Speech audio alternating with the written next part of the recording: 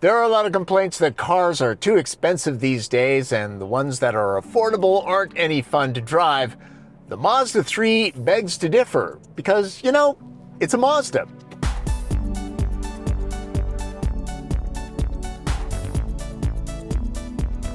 Bad information about cars isn't reserved for EVs. There's griping that manufacturers don't make sedans or affordable, desirable vehicles. But these machines exist. Mazda 3 is proof. It starts at around $25,400. Loaded up with a turbo engine and all-wheel drive, this well-equipped Carbon Edition stickers for just under $33,000, and that's with shipping. Available as a hatchback, you might have noticed I'm driving the sedan. There's still a lot of competition in this segment. Toyota Corolla, Honda Civic, Nissan Sentra, Volkswagen Jetta, Hyundai Elantra, Kia has the Forte, which is becoming the K4. The woman who cuts my hair just bought a new Subaru Impreza. Any more choices and buyers might be confused. The carbon turbo that I'm driving seems to be the 3 sweet spot. A couple things to know. There's no paint color choice with carbons. Go with the turbo and its zircon sand metallic, which gets a lot of compliments. The cockpit's only colorway is terracotta leatherette, so that's an easy decision. The naturally aspirated carbon gets polymetal gray paint and a red interior that's real leather. Interesting. Carbons get standard all-wheel drive. Want other paints or front-wheel drive? Go with different models. The standard naturally aspirated 2.5-liter four-cylinder makes 191 horsepower and 186 pound-feet of torque. Bolt the turbo onto it and the price rises $2,700. The power boost is significant. 250 horses and 320 pound-feet with premium gas, dropping to 227 horsepower and 310 pound-feet using regular fuel.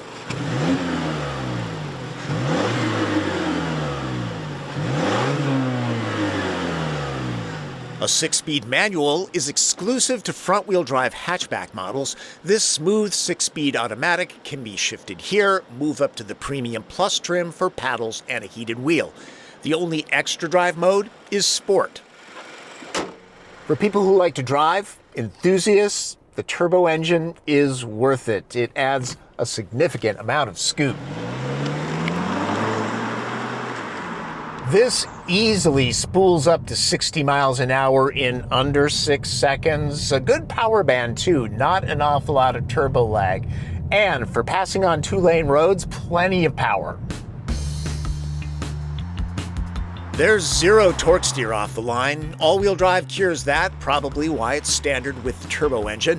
Visibility is good, definitely better than the Mazda 3 hatch and its thick C-pillar. Road noise is moderate. Mazda is moving up market, but not a luxury brand.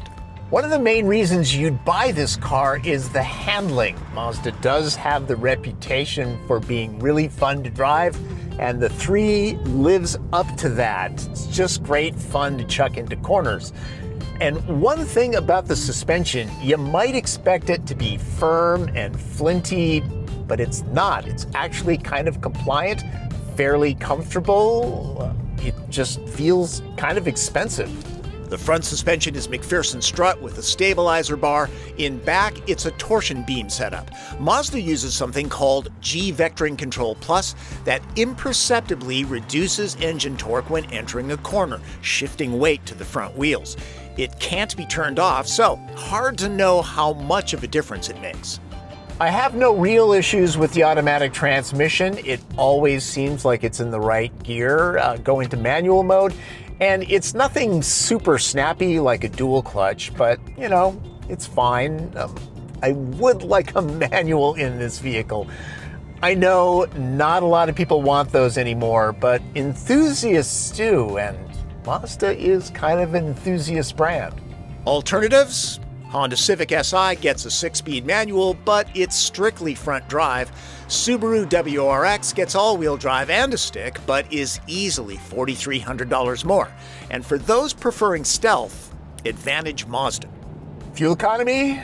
Well, the EPA rates the average of the turbo at 27 mpg. Go with the naturally aspirated engine and you're looking at 30. A reminder that the 3 is not available with a hybrid powertrain like Honda Civic or Toyota Corolla. The suite of active electronic ADAS safety tech includes adaptive cruise control. I find the lane keep assist kind of lazy, allowing a lot of wandering between the road stripes. Traffic jam assist is only on the top trim Mazda 3.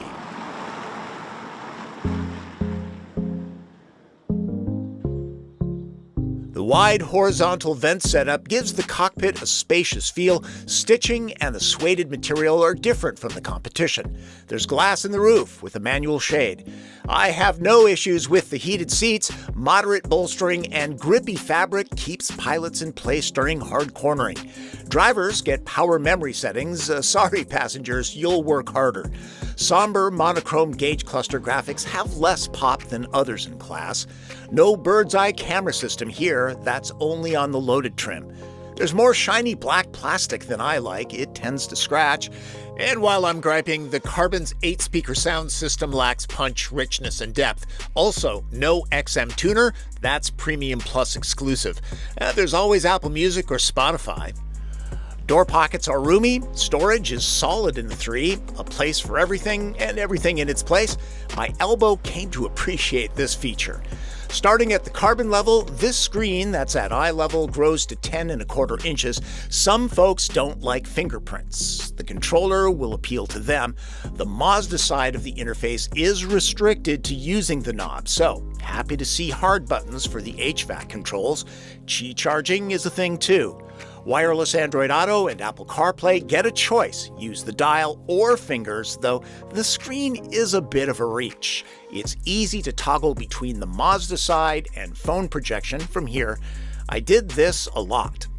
One thing about the Mazda 3 hatchback, it has a very thick pillar, so people sitting in the back will feel very claustrophobic. The sedan is more airy, big advantage. Now, as far as space goes, I'm 5'9" and my Levi's inseam is 32 inches.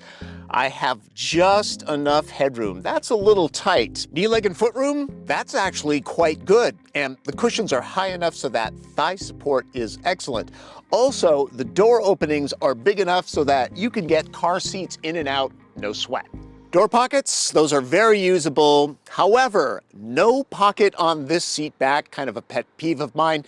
Also, not a lot of creature comforts back here. Adjustable vents, power ports, those are missing in action. The spine the drive shaft runs through, that's pretty sizable. The cushions, those are very comfortable. Passengers will like those. There are belts for 3 back here. At the end of the day, I would keep it to 2 average-sized adults, mainly because of the headroom. And if you want cup holders, then yeah, only 2 back here. Arguably, there's one advantage to sedans. Thieves can't just break the glass and snatch whatever's in back. They tend to be a little bit more secure than hatchbacks. Some cars twice the price don't get a spare tire, so thanks for that, Mazda. The boot is nicely finished. It's not as if the sedan lacks any kind of utility.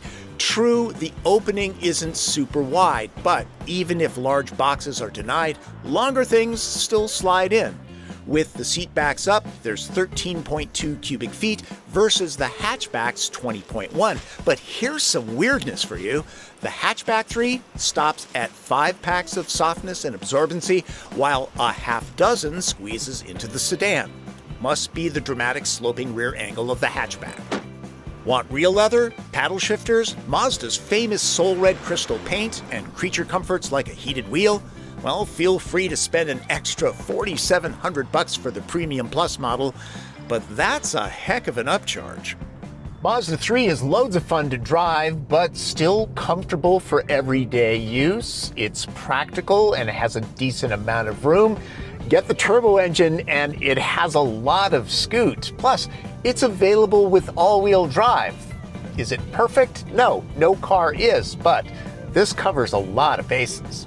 At around $33,000, the all-wheel drive Carbon Turbo is a good value for enthusiasts needing practical transportation on a budget. There are a bunch of sedans to choose from. The Mazda 3 is trying hard to be your number one. Everyone likes behind-the-scenes stuff. While Martin and I were shooting running footage and discussing things like the sound of the doors closing, we both think they're a little tinny. I put my coffee on the armrest, and it spilled all over. This is a good chance to say thank you to Martin Campbell for driving duties. Cleanup. Yeah, well, that was my fault. I put the coffee on the armrest because I was trying to get a shot. Really, I should be the one cleaning it up. But lemons to lemonade, it cleans up nice. They clean up well. I'm surprised. Yeah. This demonstrates durability. For regular viewers out there that might be thinking, hey, there's something different about this video. Yes, I'm trying to get back to the original vision of these car reviews, which has always been great photography and information, everything you need to make the decision on a new car, but never wasting your time, because I hate it when people waste mine. To be honest with you, there has been some bloat creeping into these. Nobody wants a 25-minute video on a Mazda 3. So I'm sharpening the focus. I'm eliminating things like red light, green light, because it was redundant. Anyways, let me know what you think in the comments. And for those who are not regulars, sign up. Subscribe to this channel, click notifications, follow me on social media, and if you have a question, leave it in the comments. I'll try to get to you. Thanks for watching. That's Driven. I'm Tom Volk.